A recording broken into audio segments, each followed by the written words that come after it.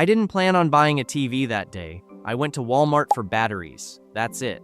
And somehow, I ended up standing in front of a 75-inch mini LED with a bright red rollback sticker that said $897, and I just stood there. Because that price didn't make sense. 75 inches, Dolby Vision, 120 hertzes, Google TV, under $900. 5 years ago, that was fantasy pricing. So I did what most people do. I started justifying it. Well, TVs are cheaper now. Margins are thinner. Technology improves. But there was this small voice in my head saying, how? Not is it good, but how are they selling this cheap? That's the moment this video is about. Because the question isn't whether Walmart sells bad TVs. The question is what you're actually buying when you buy one. Part 1, the thing nobody talks about. Let me tell you something that isn't controversial inside the industry, but most consumers don't think about. Retailer variants are normal. Brands build slightly different versions of the same TV for different stores. Best Buy, Costco, Amazon, Walmart. This isn't a secret. It's a strategy. If you've ever searched a model number on Reddit and seen someone say, wait, the Walmart one has a different suffix. That's not paranoia, that's SKU segmentation. Sometimes it's cosmetic, sometimes it's not. And here's where it gets uncomfortable. When a retailer negotiates an aggressive price target, something has to move. Not dramatically, just enough. Part 2, the illusion of same. The box will look almost identical. The branding will look identical. The marketing language will absolutely look identical. But small changes can exist in places most buyers never check. Backlight implementation, dimming zone count, processor tier, port configuration, panel sourcing batch. Are they always worse? No, but they're optimized. And optimized in retail usually means optimized for cost, not longevity, not performance ceiling, cost. Part 3, why it looked incredible in the store. Here's where it gets interesting. That TV looked phenomenal under Walmart lighting, blindingly bright showroom lights, high saturation demo footage. Everything looked punchy and vibrant. But here's what your brain doesn't register in a store. You don't watch TV under fluorescent warehouse lighting at home. You watch it at night, in shadows, with dark scenes, with subtitles. And that's when weaknesses show up. If you've ever searched Reddit for something like, why do I see halos with subtitles? You'll see the same answer again and again. Local dimming, contrast performance, edge control. Those differences don't scream at you in the store. They whisper at you in your living room. Part 4, the first doubt. The picture didn't disappoint me at first. Motion did.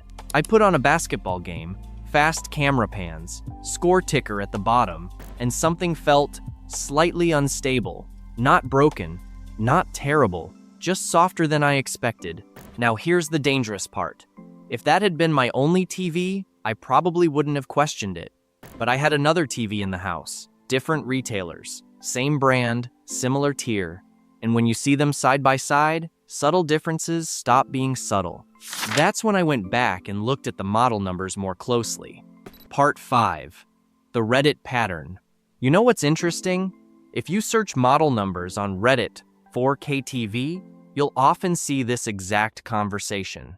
Is the Walmart version the same as the one at Best Buy? And half the comments are people saying, check the dimming zones, check the HDMI ports, check the processor. Why does that conversation keep happening? Because enough people have noticed small inconsistencies, not catastrophic flaws, just differences. And once you know to look for them, you start noticing patterns. Part 6, the panel lottery reality. Now let's talk about something that makes people uncomfortable, panel variants. Scroll through Reddit home theater and you'll see posts like, is this dirty screen effect normal? Should I exchange for banding? Is this vertical streak acceptable? That's not rare, it's common. Not every panel is identical. And when a TV tier is pushed hard toward aggressive pricing, tolerances can widen. Again, not defective, just less tightly controlled. If you're buying a bedroom TV, you probably don't care. If you're investing in a primary living room screen for the next 8 years, you might. Part 7. The slow burn problem. Here's something nobody thinks about on day 1. How will this TV feel in 3 years? Go search Reddit for slow smart TV. You'll see the pattern. It was fast at first. Menus lag now. Apps freeze. Lower tier processors work fine at launch. But firmware grows, apps get heavier, UI layers expand, and that headroom disappears. You don't notice it all at once. It creeps in. That's the kind of regret that doesn't explode, it just accumulates. Part 8. The psychology of the rollback. Let's talk about that yellow tag. Rollback save $300. It's bright, it's loud, it feels urgent, and it works. Retail psychology is incredibly refined, and Walmart understands it better than almost anyone. A rollback tag doesn't just communicate a lower price, it creates momentum. It tells your brain something important is happening right now. It implies scarcity, it implies timing, it implies victory. You're not just buying a TV, you're winning. The number that sticks in your head isn't the final price, it's the difference. I'm saving $300. That framing matters. Behavioral economists call this anchoring. Your brain locks onto the original higher price as the true value, and the new lower price feels like a gain even if the original price was inflated, temporary, or rarely paid by anyone. But here's the uncomfortable question. Saving $300 compared to what? Because savings only matter if you're not giving up something you actually care about. If you upgrade every 3 years, the rollback psychology makes perfect sense. You're playing the cycle. You're renting technology at a discount. You're not expecting perfection, you're expecting good enough for now. In that scenario, grabbing a heavily discounted mid-range set is rational. But if this is your forever TV, if this is the centerpiece of your living room for the next 7 to 10 years, that's a different calculation entirely. Suddenly, $300 spread across 8 years is $37.50 per year, about $3 per month, less than a streaming subscription. And that reframes everything, because price is emotional, longevity is practical. When you're standing under bright retail lights, staring at that rollback tag, your brain is reacting emotionally. You feel smart, you feel timely, you feel like you're beating the system. But you haven't asked the slower question. What am I trading for that savings? Maybe its lower peak brightness will make HDR underwhelming at night. Maybe it's weaker motion processing that makes sports slightly blurry forever. Maybe it's fewer dimming zones that turn every dark movie into a gray haze. Those compromises don't scream at you in the store. They whisper over time. And that's the trap. Retail environments are designed for emotional decisions. They are not designed for long-term optimization. The lighting is bright, the demos are vibrant, the content is carefully chosen, your decision window is compressed. You're deciding how something will feel in your home while not being in your home. So when you see a rollback, slow the moment down. Ask, am I saving money or am I prepaying for a small but permanent compromise? Sometimes the answer will still be, yes, this is worth it. But at least now, it's intentional. Part 9. When Walmart is absolutely fine. Let's ground this. Walmart is not the villain. In fact, for a huge percentage of buyers, Walmart is completely rationally fine. If you're spending under $700, the price per inch value in 2026 is honestly incredible. You can walk out with a 65-inch 4K TV with decent color, acceptable brightness, and smart features that would have cost triple that a decade ago. That's not a scam. That's technological progress. If the TV is going in a secondary room, bedroom, office, guest space, the performance differences between mid-tier and higher-tier models shrink in importance. You're not building a home theater. You're watching Netflix before bed.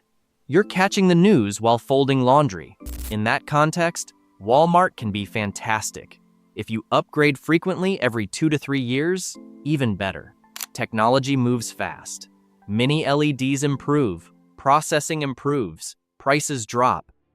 Buying good enough today and upgrading later can be a smart strategy. And if you don't obsess over motion interpolation artifacts, contrast ratios, black floor uniformity, or tone, mapping accuracy, you probably won't notice the compromises anyway. That's the honest truth. Enthusiasts online sometimes forget that most people are not pixel peeping. They are watching shows. If the image is bright, colorful, and large, they're happy.